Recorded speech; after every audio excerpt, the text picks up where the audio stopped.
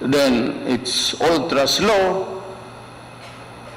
Kasi dyan sa highway, kung magkadisgrasyahan, 6, 7, 8, sometimes 12, 19 minsan. This insanity has to stop.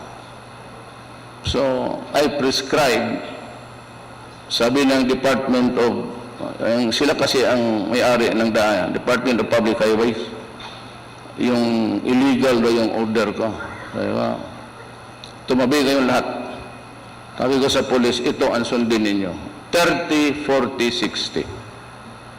So, wala kaming vehicular accident doon na patay. Meron yung sa motor, simplang. Pero yung pasahero, no more dead. Pero extra slow. Parang, makita mo, doon ka. Kaya when you go to the airport, leaving for Manila, make it about 1 hour earlier. Kasi mahina talaga ang takbo.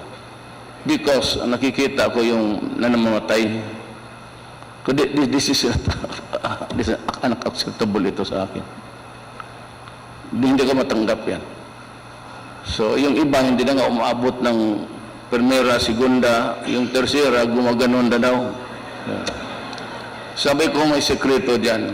They want to wait because I will request the 1 hour sa government and TV.